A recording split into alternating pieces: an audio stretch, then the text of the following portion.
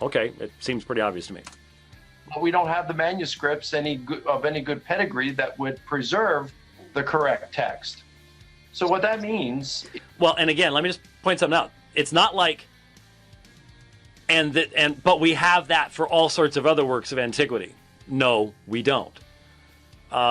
This is one of the most ancient works that we have.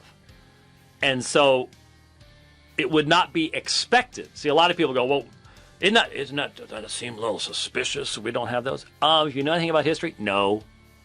What would be shocking is if we did. That's one of the things that made people laugh, quite honestly, at Joseph Smith. When he said the Book of Abraham, he had found on an Egyptian mummy the actual writings of Abraham. These would be the most ancient writings ever known to man. And Joseph Smith managed to find these on an Egyptian mummy. And they were the actual writings of Abraham. Well, of course, Mormons don't believe that anymore, but that is obviously what Joseph Smith claimed. No, it's not suspicious, because it would be amazing if we did. We're talking about uber antiquity here, going way back. That's the problem. All right, you say, well, that's no problem then. We've got errors in our current Bible because inerrancy only applies to the autographs. Well, now, wait a minute. Then that means if you were to walk up to Norman Geisler or... Now, just hold on a second. This is what blew me away here. This is the argumentation not only... I've heard this argumentation against biblical inspiration from atheists all over the place. And guess who else? King James onlyists. This is a King James only argument or an atheist argument. Either one. Because it conflates categories. It does not do justice historically to the transmission, to the issue. And he's right. Inerrancy applies to the autographs. And this is where the King James onlyists, or even some of other folks, go, oh, no, that's where Warfield ruined us all, and blah, blah, blah, blah, blah, blah. And that's why they eventually run to a newly inspired standardized text in the King James or whatever else it might be. I suppose the 1525 Blomberg text becomes the standard because it was behind the King James. I don't know. I haven't heard anybody talking about that. But I've heard these arguments before. And I wonder how many people listening to the webinar were going, I just responded to that argument recently. Inerrantist, a rigid inerrantist, and say, look, what I want to know is the Bible I'm holding in my hands right now, is this the inerrant Word of God? If they're being honest, they'd have to say no. Okay, so he stops there. Then notice what it says here. Scholars like Dr. Lycona are thinking and are making insightful points. Aren't we glad to have Yahya Snow to define for us what insightful points are? And now that we've pointed out so many of the problems what was just said, will Yahya Snow think through what we've said? Guarantee you, no, he won't. Apologists like James White aren't thinking this through. This guy teaches the original readings are present in the manuscript tradition.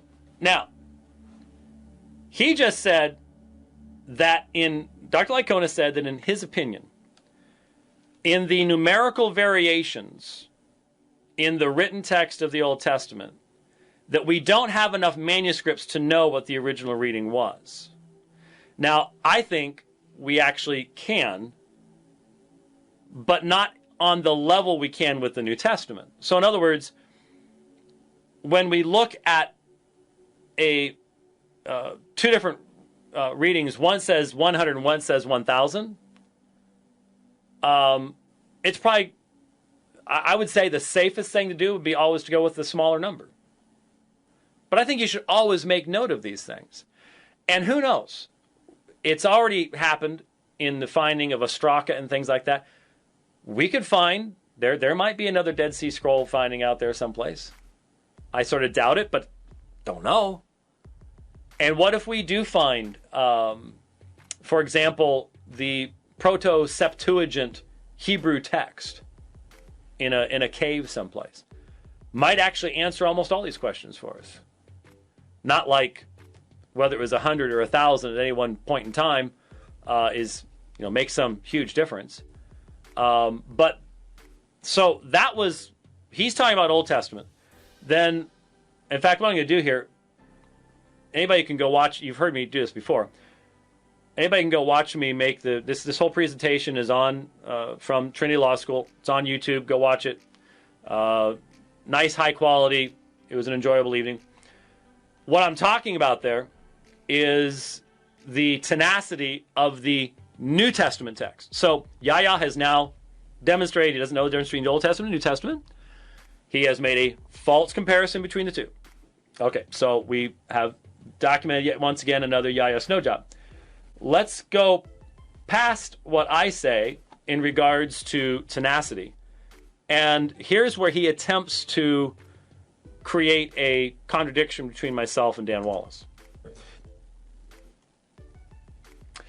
Dr. Daniel Wallace does not appear to agree with that apologist's hopeful conjecture of all the original readings being present in the manuscript tradition. I don't know why he puts 2 dots after that. You look at the resurrection of Christ, you look at his deity, his virgin birth, salvation by faith, salvation by grace, the Trinity, any essential doctrines, not a single one is impacted by any of these viable variants. All these cardinal beliefs are secure. Not one is affected by it. In fact, now, I wonder if Yahya believes that. I bet you Yahya doesn't. Do you, Mr. Snow? But do you realize that you're putting up someone who is testifying that everything you believe about the corruption of the New Testament is false, right? Do you realize this? How can you get away with this? Are you so focused on trying to create contradictions amongst us that you don't realize what he just said? I mean, how do you look at yourself in the mirror in the morning? I can see why you hide behind the internet. Because I would have a hard time doing what you've done for so long, coming out and actually debating and looking us in the eye, because you know I go for consistency, and I know you do not. You're not a man of truth. And you'd have to look me in the eye if we were to ever meet. And I would look you in the eye and say, Yahya Snow, why are you not a man of truth? If you think Islam is true, why are you so untruthful? It's a good thing to be able to look at yourself in the mirror in the morning, Yahya. It really is. Really is. Yeah, I was just straightforward with you. Somebody needs to be. Somebody needs to be. Quote from that skeptic, we've already mentioned him, Bart Ehrman.